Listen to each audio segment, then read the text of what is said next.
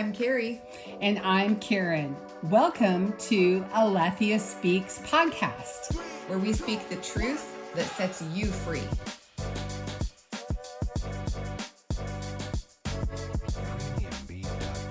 This is episode, 19. See, that's why we should never start numbering them, because you'll never remember. Okay, well, we are not numbering this podcast episode. We are coming to you without a number. Without a number, in an undisclosed location. This is the same as the last one. But nobody reached out to us and asked us where the last location was. No free boba. No, I'm sorry. Right, we tried to give it away. We did. Yeah, it's on you guys.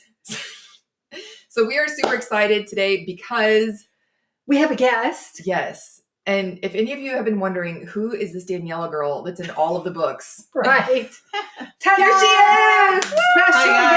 Special guest. And it's a really special broadcast. This is something else we've never done, is we've never stopped to talk about Kari as an author. She's got 2 books out, and we've never done, we're not people who promote ourselves, but you know what? I'm going to promote my daughter, and I'm really excited to do that. I just want you to know I had little to no choice in this. This is what we're going to do. This is how we're going to do it. Right. People don't like to brag about themselves, but I'm going to brag on my daughter because I'm really proud of her. And so we want to talk about a couple of books and why they were written and why they're important and what the reason behind them were. And then how you can get them, because if they're really that important, you need a copy too. So I want to talk about Kari's first book. It's What I Wish I Would Have Known About Prayer. So Daniela did the foreword in that one. Dun, da, da. And I have had a couple people tell me they're intimidated by how well you did the foreword. Oh. They're like, I could never do a forward like that. But it really just came out of your heart because we've been friends for 9 years. Yes, 9 years. Wonderful years. Yes. Okay, so this hot book, What I Wish I Would Have Known About Prayer, is a compilation of really what you wish you would have known about prayer. So I want to have you talk a little bit about why you wrote this book and what you think readers will get out of that. So I love that Dani's with us today because this is really our story. And I think it's even so much your story. Right. Because when we started hanging, you've moved here about 8 years ago. Right. And we were friends about 9 years ago. And so we've got this friendship, and then you come and move in, and then we start learning things and growing in this language of prayer in a different way. And things we had been taught about prayer or things we'd been taught about the church, we found out that they weren't quite working for us and that there was a different way and a better way. And so really, I just go into the big headline topics of I learned this and it completely changed my life in regards to prayer, and I want to share it with you. So Daniela, I know you've read the book, you wrote the foreword for it. What is one thing that you think you personally got out of this book? One of the things that I love about the book is that the book takes you step by step, modeling how we are to go about prayer. It's very special and unique in that way, because there's not a lot of books out there that actually take one's experience and puts it in a way where it's completely modeled step by step so that it makes it or facilitates it for one to do it. Right. I love that it talked about why people don't pray, what people do wrong. We take your excuses and just expose them for what they are, right? It's an excuse. I don't have time. God's far away from me. All of those different things that people think when it comes to relate to God. And it's so, you never arrive. People will struggle with these lies even up until the point when they meet the Lord face to face. I think, it's a process of becoming more and more convinced that you're already accepted in the beloved. And until that time comes, then I don't want to say you're susceptible to the lie, but I think all of us can have the tendency to hear the whisper of oh, you don't need to do that today. Or, oh, you're tired, or you don't have time or whatever those Right. different things might be. So Right. Yeah. I think all of us have been so greatly impacted by the message of righteousness. absolutely. I mean, really, all of us could probably talk for 30 minutes on our own about the message of righteousness. All of us have had our own life altering experience with the message of righteousness. You talk about that in the book. Mm-hmm. Do you want to talk for a minute about that?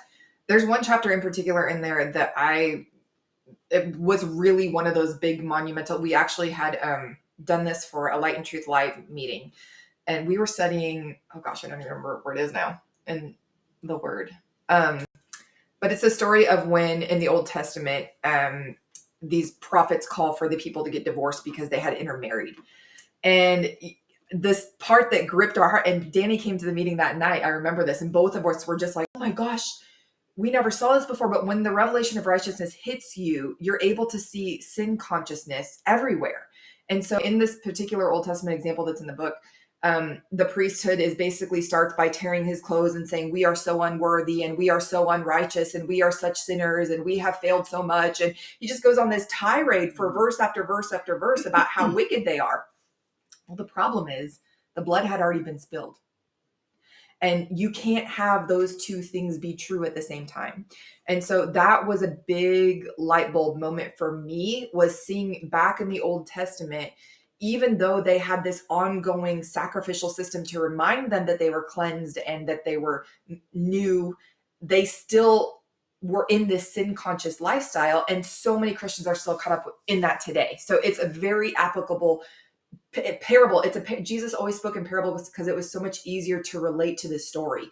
And that's kind of what that chapter's about in there. So I love that, but I also love that you went even further back in that than that and talked about the beginning of civilization, where I mean, every civilization had sacrifices. Mhm. Every civilization had the very same ways of trying to reach out to different kinds of gods and deities. And you want to talk about that for a minute?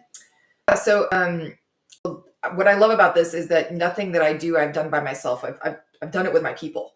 So we are her people. Yes. And you learn better when you learn together. And Yeah. Nothing that I know is really of my own knowing. It's because there's people that bring things to the potluck and then we all feast together and then we all learn together. So Daniela and I have done family altar for our families for 4 years. Yeah. Maybe something like that. And we just learned that every altar is a table, and communion elements that we're always feeding on the bread of life. And so we bring our families together and we minister to the Lord. And, she does it at her house. I do it at my house. Like sometimes we get together and do it together. But that's not something that we do just by accident. I mean, people worship at altars every night. They're called TVs. People, they do or sports, or yes, or different activities that your kids are in or whatever. I mean, they're all altars. And this concept of altars is so ancient. It goes back to the Garden of Eden, which is where everything started. God said, tend and keep this garden. And those are priestly activities around cultivating and establishing a meeting place with the Lord. And if you don't do it with the Lord, you will do it because you're a priest, because we are called to a priesthood. So you're going to worship something and you're going to have an altar to something, whether you know it or not. And so, what we've chosen to do is intentionally gather our families around an altar to the Lord with ministering to the Lord. I mean, it's not, we don't have candles out with a, no, right. It's not what it looks like. But for our family, we do a little bit of worship. It can range, depending on how the kiddos are doing. It can range anywhere from 15 minutes to an hour. It just depends on how the night is going. But what does yours look like? Yeah, absolutely. So ours is centered around worship and the word. A lot of times it's beautiful because the kids will bring in something in their hearts, and that really lends itself to be able to bring out truth. But it's a time where we just gather as a family and we minister to the Lord with worship, with instruments. The children are on instruments like piano, sometimes ukulele, and we sing, and then we minister to the Lord, and then we kind of draw out the word or something that just Holy Spirit shows us in that moment of family altar and worship. So I actually am not going to let you guys go on about that because like that's going to be a whole podcast. Well, Like we're going to do a whole podcast. Well, you on did ask about the altar. No, yes, no, but that would be a fantastic podcast to do the whole thing on exactly. Okay. Like exactly what do you do from how do you open? Like to what do you have each kid do? Like, do you bring it? How do you bring in art? Because I know you bring in art. yes. How do you what do the youngest ones do? I thought you said we were going to talk about this later on another podcast. Well, you're right. Okay. But she does. You do talk about the altars in the book. Yes. Right? And I do believe that it's very important starting point and just how to go about, understanding the altar and the functions of the altar, and then how do we apply that to now in our everyday life, right? Like that was not just for them. That thread wove from the Old Testament through today. Absolutely. Yeah. Yes. It's still very practical, and the Old Testament's full of nuggets that we can glean from. We know that Jesus is the exact image of the Father, and so we've always got to bring our Jesus glasses back into the Old Testament whenever we go there, and that's what I talk about in the book too. So, what do you think is the most important chapter in here? What are the chapters? Like, I did read this. Okay, I will say the most comments that I have had have been on the chapter on lamenting. You're right. The most feedback. I mean, people not even wanting to do it. They didn't even want to read the chapter. People thanking you for the lamenting chapter. Yes. People being upset about the lamenting chapter. Like they have been on all ends of the continuum. Yeah. About it. I did have a text saying I didn't want to read this. I clenched my eyes. I put the book away. Right. And then the person eventually went back and read the chapters, was just so blessed by it because it was so different from what they had been taught. So, and people I know one person in particular who found complete freedom got delivered from the lamenting, from reading a book. Yes. That's awesome. Yes. I mean, we've experienced freedom from lamenting. Yeah. Yes. And going through that process. But there's a right way to lament and a wrong. That could be a whole podcast. How to lament correctly. You need to write down. Like I have a whole notebook that I started on ideas for podcasts, like how to correctly lament. Because so this is honestly now we started it, didn't we? This is honestly something that's very true. Whenever you get 2 or 3 in a room and you start talking about the things of the Lord, it starts being like fireworks, and you just start to pull on people, and then ideas start flowing. And this is the whole heart behind this book, is to teach you. First, it starts with you, then you bring in friends, family, and then your circle just increases. And then before you know it, you're running with a community of believers that's thinking right, that's acting right, that's flowing with the spirit of revelation. It's having a blast. Right. Well, that's why we have a Lethia community. Oh, that's a good plug. It is. It is. It's why we have a Lethia community, and you can be a part of that as well. Mm-hmm. We have information online if you're interested. We meet 3 Mondays a month from 12 to 1, and it's just a group of people who talk about the things of the Lord, and it's powerful, but it's that idea bouncing and spiritual ideas that do the same thing. Yeah, it's powerful. Yeah. So what's one word that you would say to people who are sitting there today saying, my prayer life is dead? Jumpstart me. Well, what I will honestly say is that if your prayer life is dead, you don't know how much you're loved. Oh, that's so good. Oh my gosh. Oh, that's a word. Yeah, it's true. Because if you knew how much you were loved, you would never forsake the place of prayer. It's the acceptance of the Father is all you need to fuel you. It's not about trying harder to obey him more. It's not about, I was just telling my daughter this morning, love is strong, but it never forces you. Mm-hmm. And so if you feel like you're being forced into the prayer room, that's not love, and you will not be able to sustain it. Prayer is only sustained in the fire of love. So good.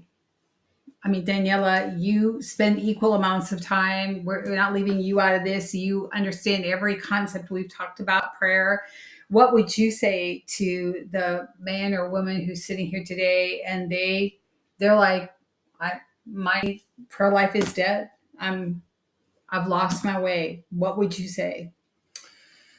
I mean, I believe what Carrie just said is crucial because everything works by love. And so I would say it's coming into the understanding that it is a beloved conversation between the Father and oneself. Mhm. And the Father listens and he responds. Holy Spirit, is the one who literally um, is so active in our prayer, but a lot of times we allow mindsets that literally cloud what is actually happening within the prayer, within that time, which is so holy. But I would say that for anyone out there who seems or who's believing this lie that prayer is dead and that nothing comes out of prayer, I would strongly encourage you to read this book.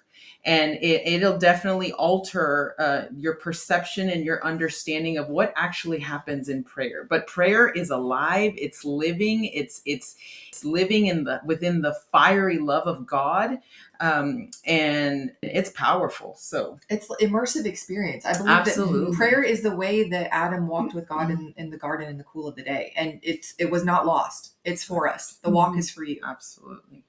One of the things that Daniela has always said is that you have a divine language that you have developed with the Lord over the years. Even with your husband, he calls you a pet name, whether it's honey or it's sweetheart or lovey, something. And you've had a divine connection of language with God over the years. Go back and find that. And if you're sitting here today and you believe that your prayer life is dead, I just want to say that's a lie. You're believing a lie. Yes. And you need to reject that belief because your prayer life is not dead. And begin to think, because it's never, the only problem with people thinking that their prayer life is dead is they feel the Father is distant. Yeah. The Father is disapproving of them, and they don't believe that they're in union with God. But that's why Jesus said, abide in me. The word abide literally means seamless union. Right. You go back to the place that you met him at last in your mind. You reject the lie that your prayer life is dead because he's right there. And you pick up that divine language. And Carrie, I love what you said. Yeah, he so loves you. Yes. You just go back to where you were. And I want to make available Carrie's book. It's on Amazon. You can pick it up. What I wish I knew about prayer, because honestly, it's what you wish you knew about prayer too. Absolutely. There's so many gems in here that you need to have, and you're going to be blown away by things that you didn't know you didn't know. So I just want to encourage you to jump on Amazon, pick up a copy for yourself, pick up a copy for somebody else that you love, and you can work through it together and have something to talk about. So Daniela, who do you think this is for? Like, would you say it's for? I would say it's for everyone. Absolutely everyone, because I believe that one of the things that the church today lacks is their knowledge of prayer and what it is. It's a language, right? It's a divine language. And it's surprising even just to have conversation with our people and to hear that really this is an area where we lack knowledge and understanding, or even just the mechanics on how to go about prayer, to cultivate a lifestyle of prayer. And so I honestly would say it's not just for the one who's believing a lie, or not just for the one who doesn't know how to pray. I believe it's also for the ones who would call themselves a lifetime Christian, an experienced Christian. Yeah, lifetime prayer. It truly, truly is for everyone. There is no one that could possibly be excluded from this book. I learned a lot, even just going over the book, and reading the book, even though, like Kari was saying, we were part of this journey. Karen and I were part of this journey. But even going back and just reading her words and going through the experiences, and I just have to say, one of the things that I love about this book, and it's kind of towards the end, is just that there are real life experiences and encounters with the Holy Spirit that were birthed out of this place of prayer. And so if you are desiring to encounter God in this place of prayer, this is a must read. And that's why I just have to say it is for everyone. And most of all, I would say it really, to the he or she who believes they are experienced or have lots of knowledge in the arena of prayer, I challenge you to really step into this book and just completely be blown away. And be open to learning something new. Absolutely. Maybe you've done the whole, there's a devil behind every door. Yes. And we got to bind it. Oh, now you brought that up. That's a whole other can of worms. We're going to keep going. No. Now we're going to keep going. Let me tell you, this book does not have any binding and rebuking in it. We have found, and there's a reason for that. Yes. There's a reason for that. Look, you can dispatch angels just as quickly as you can rebuke demons. Yes. Comment? Sorry, I feel strongly on that one. I know. Yeah, I do too. And these little tiny phrases like that have been door hinges that have completely changed my life. When you understand that you are transformed by beholding the one who created you, and you're not transformed by binding and rebuking. And the warfare doesn't stop in your life because you bind and rebuke. In fact, it increases because all you're doing is looking at the enemy. You're giving so much attention to the enemy. He revels in it. He is proud and boasting because you have exhausted yourself in your prayer room by giving him glory. He is exalted, glorified, and sitting on his throne. Stop that. It's ridiculous. It's an altar. Oh my gosh, it absolutely is an altar. Oh, I'm so sorry. You've just hit one of my. I had a nerve. Is that another podcast episode? Oh, we could go. Yes, we could go on for a long time on it. And don't get Mama Karen upset. We know people who exhaust themselves day and night. On and on, rebuking, waving hankies, rebuking. They do. They wear themselves out. And they're exhausted. And they're if you ask them. Why? What angels have you released? What good have you done? What's the point of it all? Okay, here's the point. I'm so sorry. Daniela, did you have something? No. You are transformed. Why? You will become what you look at. Yes. Which is why I heard this example once. I thought this was so good. Do you know those Jenga pants back in the 90s? Those big, huge Jenga pants. Okay. Well, I knew people that hated them. And they would constantly make fun of them. And they would talk bad about them. And, you got to wear them low when you can see. Yes. And then I saw there was this guy that hated them and started wearing them. Why? Because you desire what you behold. Because you talked about them so much you talked that about you finally them, started to like them. This is what we're talking about. Yes. And this is the principal concept behind prayer that will change your life. If you are constantly looking at the beauty realm and beholding the Lord and his provision and his resources, and you see him as Abba, you will begin to walk out that reality in your own life. So look, now I was ready to just have them buy the book. Now we ended up on that.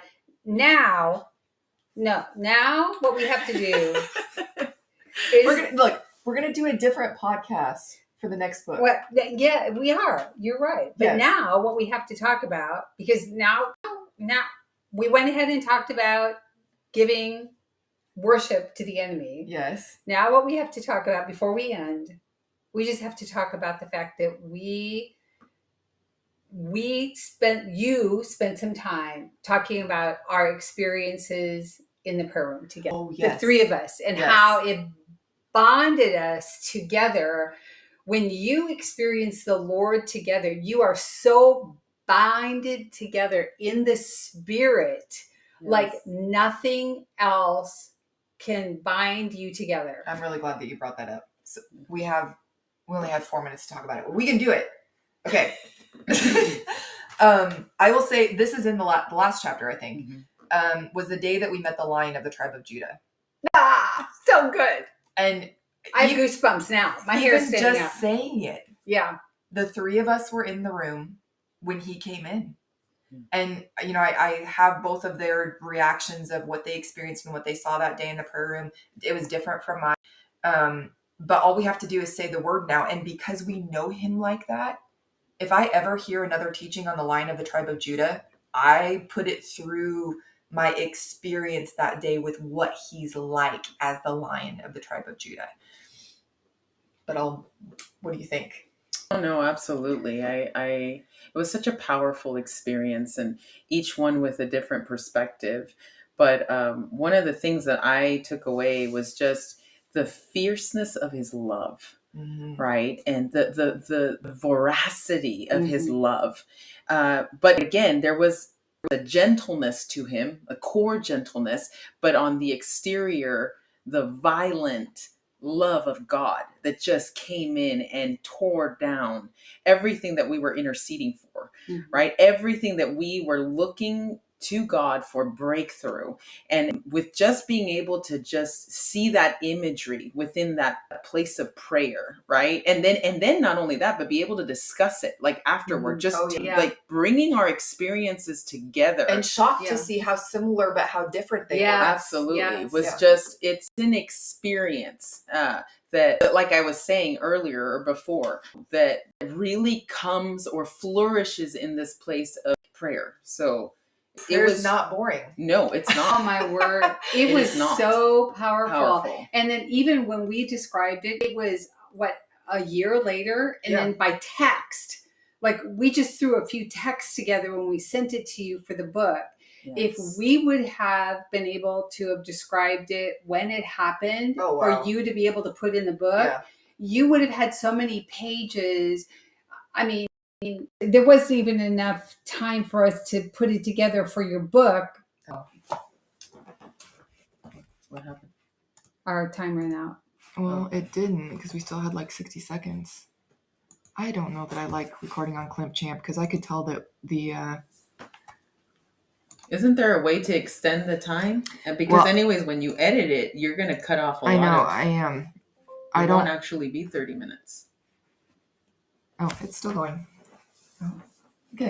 Okay. So it was just so powerful. We could have filled a volume by just that experience if we would have been able to have written about it after it happened. So here's the point. The Word of God is the diving board into the ocean of experiencing who he is. The Word is there for us to usher us into having these experiences. And we had this experience that has deeply touched all of our lives. I mean, forever. Yes. Touched by it. And I know the lion's love at anything that's hindering love in me. Yeah.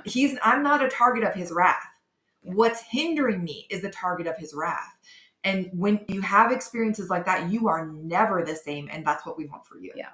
But I think that the old traditional idea of having a prayer meeting where we're praying for Aunt Martha's toe, that's a shift. That's a shift that needs to take place. But you aren't going to understand that unless you have a resource like this that goes through and explains why you need to make a shift. Yeah. So it's on Amazon. Thank you for writing this book, Kari. Yes, absolutely.